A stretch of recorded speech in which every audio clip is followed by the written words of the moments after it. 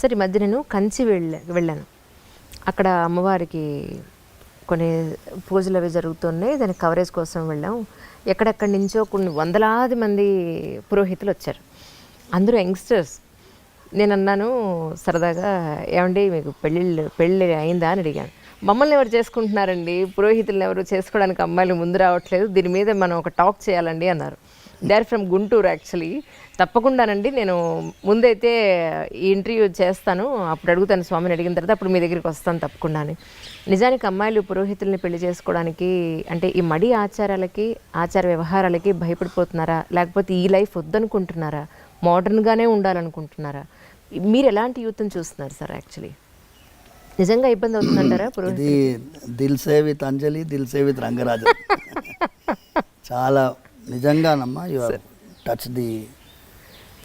ఇది అర్చకుల్ని మాత్రమే కాదమ్మా సార్. నేను మీ అందరికీ ఒక విషయం చెప్పాలి. మనం చేసినటువంటి కొన్ని విషయాల్లో తప్పిదాలు ఉన్నాయి. మోడర్న్ అంటాం. మోడర్న్ అంటే ఏంటి? మోడర్న్ అంటే ఏంటి? మీకు ఏం చెప్తే ఏమో తప్పు అని నాకు భయం. మోడర్న్ అంటే మీ యొక్క వ్యక్తిత్వాన్ని, అస్తిత్వాన్ని, మీ పరంపరని, మీ విలువల్ని ఇవన్నీ వదిలేసేయడం మోడర్నిటీయా?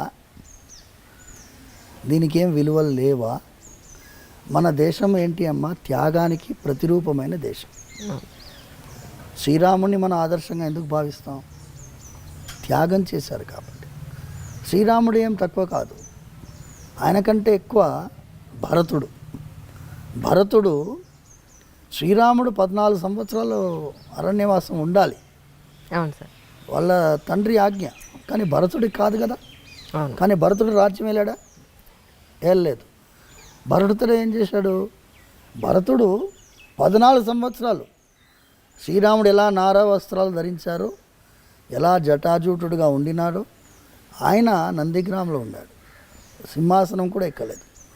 శ్రీరాముల వారి పాదుకల్ని సింహాసనం పైన పెట్టి 14 సంవత్సరాలు పాదుకా రాజ్యం ఉండింది. ఆయన కంటే గొప్పవాడు శత్రుఘ్నుడు. ఓకే. చాలామంది శత్రుఘ్నుడి యొక్క పాత్ర తెలియదు.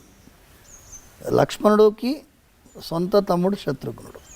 నేను చిలుకూరులో అడుగుతూనే ఉంటాను, లక్ష్మణుడు తల్లి పేరు ఏంటి అని అడిగితే, ఒకసారి ఇలా భక్తులు ఎంత విలువలు తెలుసుకుంటున్నారు చిన్నపిల్లలు అని తెలిస్తే జనరల్ క్వశ్చన్స్ ఉంటాయి. ఇప్పుడు ప్రదక్షిణాలు స్టార్ట్ అయిన తర్వాత మళ్ళీ స్టార్ట్ అవుతుంది వైవా.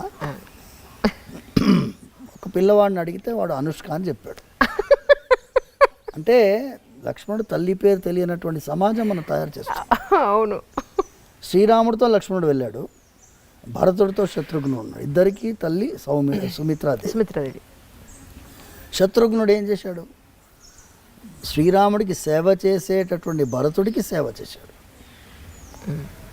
ఆ సేవ చేసేటటువంటి ఒక గుణం ఉంది చూసారమ్మా, ఇది మన భారతదేశంలో ముఖ్యమైనటువంటి గుణం. ఈ గుణము ఇప్పుడు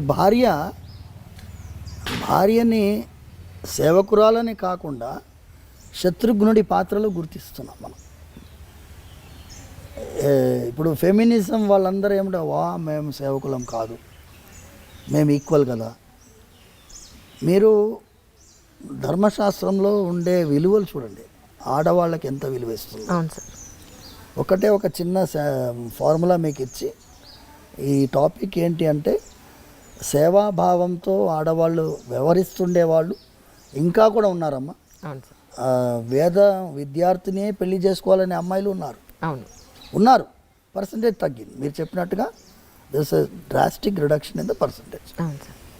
ఇంజనీరింగ్ చదివినా, డాక్టరేట్ చేసినా కూడా కొంతమంది అమ్మాయిలు మేము వేదాధ్యయనం చేసిన వాళ్ళని పెళ్లి చేసుకోవాలని కొంతమంది ఉన్నారు ఇంకా. బట్ పర్సంటేజ్ తగ్గింది. నేను ఏంటి, ధర్మశాస్త్రంలో ఆడవాళ్ళకి పాత్ర చెప్పబడింది. ఇప్పుడు పాప పుణ్యాల గురించి ఫార్ములా చూస్తాం. భార్యకి భర్తకి నడుమ పాప పుణ్యం పర్సంటేజ్ ఎలా విభజిస్తుంది ధర్మశాస్త్రం చూడండి. భర్త పుణ్యం చేస్తే భార్యకి 50% పోతుంది. ఎంత?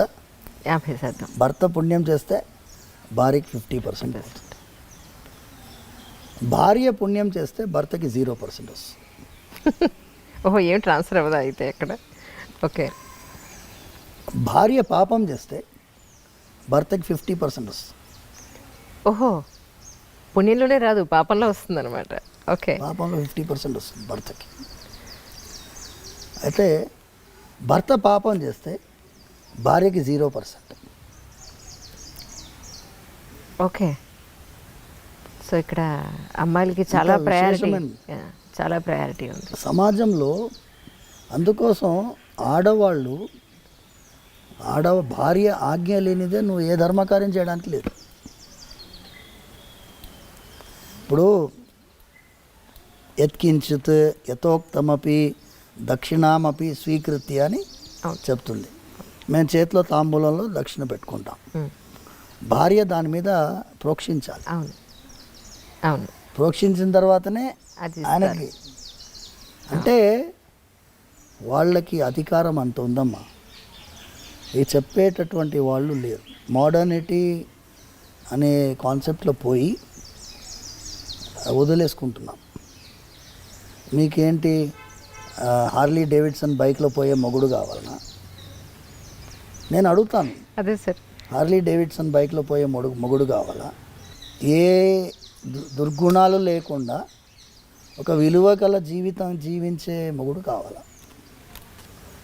ఎందుకంటే రుక్మిణీదేవి శ్రీకృష్ణ పరమాత్మకి లెటర్ రాస్తుంది, లవ్ లెటర్ తెలుసు కదా మీకు. ఇప్పుడు ఏమనుకుంటున్నారు, ఈ లవ్ అనేది ప్రేమ పావురాలు ఈ సినిమాలన్నీ వచ్చినప్పుడు సార్ ప్రేమ మనకి నేర్పించి బ్రిటిష్ వాడు, లేకపోతే అక్బర్, ఆ కాలంలోనే ప్రేమ పుట్టింది ఈ దేశంలో అనుకుంటున్నారు. అవును. రుక్మిణీదేవి శ్రీకృష్ణుడికి లవ్ లెటర్ రాస్తుంది. ఓకే. ఎన్ని వేల సంవత్సరాల ముందు. స్టార్టింగ్ అది చాలా పెద్ద లవ్ లెటర్. అందులో మొదటి సెంటెన్స్ చెబుతాను. సార్. శృత్వా గుణాన్ భువన సుందర శృణ్వతాం తే. శ్లోకం మొదటి లైన్ శృత్వా గుణాన్. నేను అప్పుడంతా ఫేస్బుక్ లేవుగా, అవును. అప్పుడు భారత్ మ్యాట్రిమోనీ లేదు కదా, అప్పుడు ఫొటోస్ చూసే అవకాశం లేదు కదా. రుక్మిణీదేవి అంటుంది, స్వామి నీ యొక్క గుణాల గురించి విన్నాను. శృత్వా గుణాన్, నువ్వు భువన సుందర శృణ్వతాంతే, నువ్వు అందంగా ఉంటావని కూడా విన్నాను.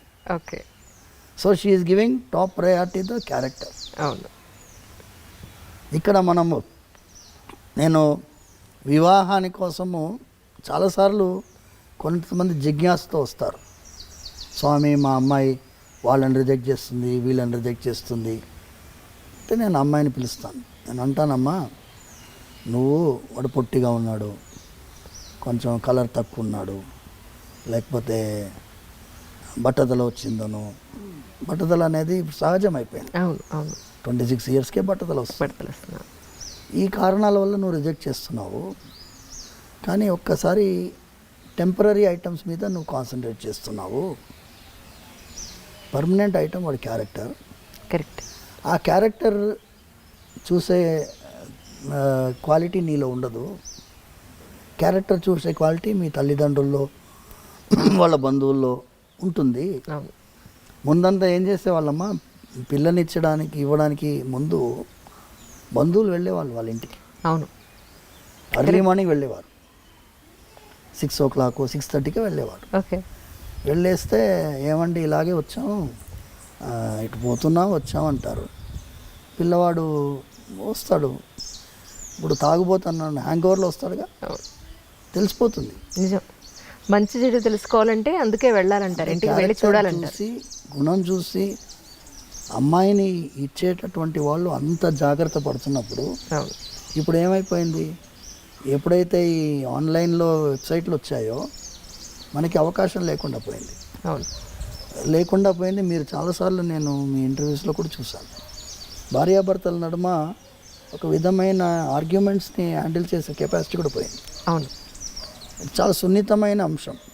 నేను కొత్తగా పెళ్ళైన దంపతులు వస్తే నేను వాళ్ళిద్దరికీ దండలు మార్పించి వాళ్ళకి చెప్తాను, వివాహం మీరు అన్యోన్యంగా ఉండాలి, ధనధాన్య సమృద్ధితో ఉండాలి, పుత్ర పౌత్రాభివృద్ధి ఉండాలి, వీక్లీ 15 minutes ఆర్గ్యుమెంట్ కూడా ఉండాలి అని చెప్పి కరెక్ట్ 15 minutes పెట్టుకోండి ఆర్గ్యుమెంట్ టైం. 15 minutesలో మీరు ఏమేమి ఆర్గ్యూ చేయాలో చేసుకోండి. 15 minutes అయిపోయాయి, 16th minute అలారం మోగాలి, అయిపోయింది. So that is the period. Correct. You can make it 15 minutes or half an hour, it's up to you. Arguments లేకపోతే అందులో మజానే లేదు. నిజం. రోజు తిట్టుకునే కంటే సరే ఇప్పుడు okay noted down, we will have it on Sunday this time, ఎంత బ్రహ్మాండంగా ఉంటుంది. పర్ఫెక్ట్. అసలు ఇది నేను సూచించేది. సార్ వాళ్ళు అన్యోన్యంగా ఎన్నోసార్లు మేము ఎన్ని వివాహాలు నిలబెట్టామంటే డైవర్స్ వరకు వెళ్ళిన వాళ్ళని కలిపాం. తల్లిదండ్రులు వీళ్ళ తల్లిదండ్రులు వాళ్ళ తల్లిదండ్రులని కొంచెం వాళ్ళని సపరేట్గా వదలండి కొన్ని రోజులు, మీరు ఇంటర్ఫియర్ కాకండి. అమ్మాయి తల్లిదండ్రులు ఇంటర్ఫియర్ అవుతారు, అబ్బాయి తల్లిదండ్రులు ఇంటర్ఫియర్ అవుతారు. వివాహం చేసేటప్పుడు ఎంత కలిసి పనిచేస్తారో విడగొట్టడానికి మాత్రం అంత టీం వర్క్ చేస్తారు. నేను చెప్పినాను, విడగొట్టడానికి టీం వర్క్ చేయకండి అమ్మా, వాళ్ళని వదలండి. Just let them sort their problems out. చాలా సినిమాల్లో ఏమవుతుంది, వివాహం ఈజ్ ద ఎండ్ అని వేస్తారు, అక్కడే బిగినింగ్. అవును, అప్పుడే మొదలు స్టార్ట్ చేయడమే. మీరు అక్కడి నుంచి మీరు ఏ మూవీలోనైనా వివాహం అయిన తర్వాత ఆనందంగా ఉండే మూవీస్ చూపించాలి కదమ్మా. వచ్చాయి అలాంటి మూవీస్. Correct sir. పెళ్ళితోటి ఎండింగ్ అయిపోతుంది. రామాయణంలో సీతా కళ్యాణంతో ఎండ్ అయిపోయింది అనుకో, రామాయణంలో ఏముంది, ఏమీ లేదు. అందుకోసం మేము ఈ త్రూ యూ తెలిసేలో ఇది చేయాలి. అవును సార్. ఇది చాలామంది మీరు సైకియాట్రిస్ట్ తోటి కౌన్సిలర్స్ తోటి మీరు చేశారు. అవును సార్. ఇది వాళ్ళ ప్రాబ్లం, కూర్చొని మాట్లాడుకోరు, ఏమి వీక్నెస్లు ఏం ప్రాబ్లమ్స్ అర్థం చేసుకునే అవకాశం ఎవరిస్తున్నారు? వెంటనే థర్డ్ పార్టీ వస్తాడు, లాయర్ వస్తాడు, మీరు ఇట్లా రాయండి, ఇట్లా రాస్తే తొందరగా డైవర్స్ వస్తారే. Will you not give them some time to settle their matter difficulties? True. అది యాక్చువల్లీ నేను ఫుల్ ఫ్లెడ్జ్డ్గా ఒక ఎంట్రీ తీసుకోవాలి అని మెంటల్గా చాలా ప్రిపేర్ అయ్యి వస్తే సార్ నాకు 1 hour టైం ఇచ్చారు. అంటే ఆయన ఆబ్లిగేషన్స్ సోమవారం ఉన్నాయి, డౌట్ లేదు అందులో. నాన్నగారికి ఇప్పుడు 1 o'clock అన్నం పెట్టాలని చెప్పారు. నాకు టైం వేసి ఇంకొక 10 నిమిషాలు ఉంది సార్. అంటే మీ జర్నీ వెళ్ళి నాన్నగారు కొట్టించడానికి 10 నిమిషాలు టైం పడుతుందని అనుకుంటున్నాను. సో ఏం చేద్దాం, వెయిట్ సాయంత్రం వరకు వెయిట్ చేయమన్నా వెయిట్ చేస్తాం. మీరు మధ్యలో కాసేపు రెస్ట్ తీసుకుని భోజనం చేసి సాయంత్రం చేద్దామంటే పెట్టుకుందాం అంటారా? ఫ్రెష్గా మళ్ళీ పెట్టుకుందాం. సరే, సిలబస్ ఇచ్చేసేయి. ఎందుకంటే ఒక్కొక్క టాపిక్ తల్లి మీది ఎలా ఉంది అంటే సార్, మీ క్వశ్చన్స్ కూడా wide spectrum. See your leading question, Anjali interviews ఎందుకు చాలామంది చూస్తారు అంటే యాంకర్ ఎలా ఉండాలో అలా ఉండాలి. యాంకర్ అంటే లోపల దిగి పట్టేస్తుంది అంతే, దాని తర్వాత మా ఫ్రీడమ్ ఇస్తారు. లేదండి అంతకంటే వాళ్ళు మాట్లాడివ్వకుండా ఇంటర్వ్యూ చేసే వాళ్ళు ఉన్నారు. సో అందుకోసం మీరు అంత ఫ్రీడమ్ ఇస్తున్నారు కాబట్టి వైడ్ రేంజ్ మనం మాట్లాడాలి. సమాజానికి ఉపకారం అయ్యేటటువంటి విషయాలు మనం మాట్లాడుతున్నాం కాబట్టి అసలు వి షుడ్ హ్యావ్ అనదర్. తప్పకుండా ఈ ఒక్క క్వశ్చన్తో ముగించేస్తాను. అలాగే జనరల్గా గుడికి, ఎస్పెషల్లీ ఇక్కడ బాలాజీ టెంపుల్కి ఏదో ఒక కోరికతోనో, ఒక ఆవేదనతోనో, తీరిన ఆవేదనతోనో, ఒక ఆత్రతతో వస్తారు. ఇక్కడికి వచ్చిన తర్వాత ఆ ప్రదక్షిణాల ద్వారానో లేకపోతే ఇక్కడ మొక్కులు తీర్చుకోవడం ద్వారానో కొంత వాళ్ళకు ఉపశమనం దొరుకుతుంది. మీ వరకు ఇన్ని సంవత్సరాల నుంచి గుళ్ళో ఉంటున్నారు, మరి మీకు మనస్తాపం వస్తే ప్రతిరోజు చూసే దేవుడికి ఇక్కడే చెప్పుకుంటారా, లేకపోతే మీకు బాధ వస్తే ఏం చేస్తారు అని? చాలా అదేమంటారు, ధర్మ సంకటం అంటారు. కానీ మనస్తాపం వస్తుంది. స్వామివారి కైంకర్యం చేస్తున్నప్పుడు ఒకటే ఏంటంటేమా,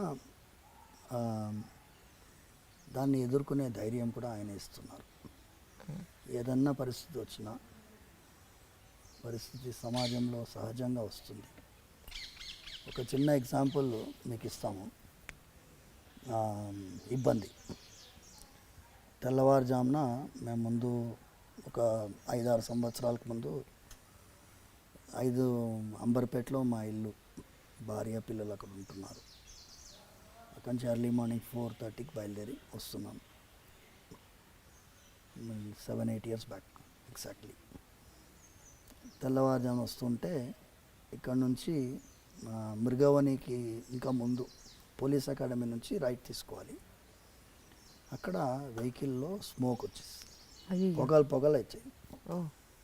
వచ్చేసేసి వెహికల్ ఆగిపోయింది. నేను ఏమైంది వెహికల్ ఆగిపోయింది అని చూసి డాష్ బోర్డ్ ఎక్కి చూస్తే మొత్తం పొగలు. నేను ఆ టైంలో ఎవరు వస్తారు? ఇమాజిన్ 4:45. చాలా కష్టం. ఇప్పుడు ఏంటి, నేనే మీ స్వామివారి కైంకర్యానికి బయలుదేరాను. అప్పుడు ఈ ఓలాలు ఓబెర్లు లేవు. అయితే స్వామి ఇంకా మీ అభిషేకానికి మేము రావాలి శుక్రవారం. అయితే 10 minutesలో ఒక ఆయన 2-wheelerలో పోతున్నాడు. వచ్చి ఆపాడు. ఆపి ఏమైంది అని అడుగుతున్నాడు. నాన్న ఈ వెహికల్లో పొగలు వచ్చినాయి బాబు. అలాగా, టూల్ కిట్ ఉందా బండిలో అన్నాడు. తప్పకుండా ఉంది వెనకాల. ఆయన అదన్ బాగానే తిప్పాడు. వెనకాల టూల్ కిట్ ఓపెన్ చేశాడు. ఓపెన్ చేసి ఏమన్నాడంటే బ్యాటరీ వైర్ కాలిపోయింది. ఓహో, మీకు ఇప్పుడు బ్యాటరీ వైర్ దొరకదు. అది ఎలా చెప్తున్నావు అంటే, నేను మెకానిక్ అండి, మా అత్తగారింటికి పోతున్నాను. మా అత్తగారి ఇల్లు వికారాబాద్ యువతల, 2-wheelerలో ఎర్లీ మార్నింగ్ పోతున్నాను. నేను స్పీకర్ వైర్స్ కట్ చేసి జాయిన్ చేస్తాను, కానీ ఇది చాలా దూరం పోదు, ఈ హై యాంపేరేజ్ ఉంటుంది కాబట్టి ఇక్కడి నుంచి పోతుంది. మళ్ళీ మీరు రంగారోజ్ మెకానిక్ దగ్గర పోయి చేసేసుకోండి అన్నాడు. చేసేసాడు. అయితే మెయిన్ ఐటమ్ ఏంటంటే అమ్మా, ఇది స్వామివారి కార్యమని భావించి ఆయన అనుకున్నాడు కాబట్టి ఆయన పైన భారం వేస్తే ఆయన ఎవరినో ఏర్పాటు చేస్తాడు. ఆ మెకానిక్ ఆ టైంలో రావడం ఏంటి, మేము ఆ టైంలో ఆయన ఆపడం ఏంటి? అవును, జనగా రోడ్డు మీద ఏదైనా అవసరం ఉందన్నా మేము నిలబడున్నాం, కారు బయట నిలబడున్నాం, ఆయన ఆపాడు, ఆయనే చూశాడు, జాయిన్ చేశాడు, వెళ్ళిపోయాడు. రూపాయి తీసుకోలేదు. అంటే స్వామివారు మనందరినీ కూడా ఏమంటేమా, మేము చాలాసార్లు స్వామివారి ఆరాధన అయిన తర్వాత ఆయనకి ప్రతిరోజు క్షమాపణ చెప్తాం. స్వామి, మంత్రహీనం క్రియాహీనం భక్తిహీనం యదర్చనం తత్సర్వం క్షమ్యతాం దేవ దీనం మాం ఆత్మసాత్ కురు. నేను దీనుణ్ణి, మంత్రలోపం ఉండొచ్చు, తంత్రలోపం ఉండొచ్చు, భక్తిలోపం ఉండొచ్చు, వేరే ఏదో ఉండొచ్చు. మీరు చిన్న పిల్లవాడిని ఎలా క్షమిస్తారో అలా నన్ను భావించి క్షమించాలి. సో స్వామివారి దగ్గర ఆ అఫెక్షన్ తోటి, ఆ ఫీలింగ్ తోటి చేస్తే ఆయనతోటి నివేదించుకుంటాం.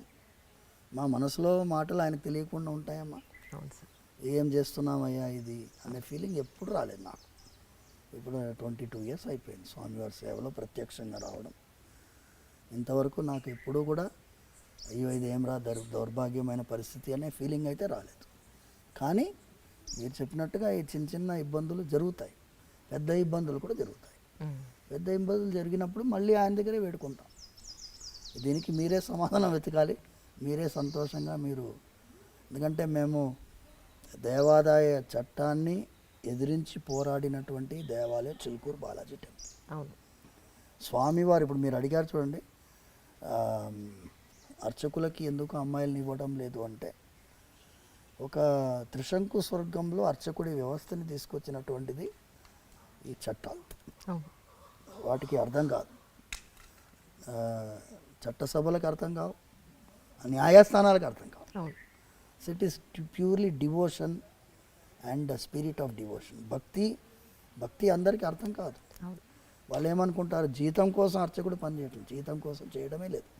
ఇందులో ఎంత త్యాగం ఉంది చేసేవాడికి తెలుస్తుంది. ఎంత త్యాగం ఉంది అంటే, వాళ్ళు మీరు చెప్పారు చూడండి, మోడర్న్గా ఉండాలనుకుంటారు అమ్మాయిలు, ఆడవాళ్ళకి ఈ త్యాగ బుద్ధి అనేది ఉండడం అనేది కష్టం. మడి ఆచారాలు అంటే అసహ్యము, చాలామందిలో ఉండొచ్చు కాక, కానీ ఒక్కసారి వాళ్ళకి అర్థం చేసుకుంటే స్వామి వారికి నచ్చినటువంటి పద్ధతిలో మనం ఉంటే అంతకంటే గొప్ప సేవ ఏముంటుందమ్మా. అవును సార్, అది నిజం. ప్రేక్షకులకి మధ్యలో ఇది అంతరాయం అనమాట. సో ఈ ఫస్ట్ ఎపిసోడ్ తర్వాత మిగతా ఎన్ని ఎపిసోడ్లకి మేము ఇక్కడ చిలుకూరు రావాలో అని అనుకుంటూ ఉన్నాను. నాన్నగారికి అన్నం పెట్టే టైం అయింది సార్, అవునమ్మా. దయించి కానివ్వండి. అయితే మేము మళ్ళీ మీ దర్శనం చేసుకుంటాం. తప్పకుండా. తప్పకుండా ఈ ఎపిసోడ్ మళ్ళీ కంటిన్యూ అవుతుంది. కంటిన్యూ చేద్దాం. మీరు ఎప్పుడు ఫ్రీగా ఉన్నారో చెప్తే ఆ రోజు తప్పకుండా పెట్టుకుంటాం. తప్పకుండా అమ్మా. సార్ థ్యాంక్ యూ సార్, నమస్కారం.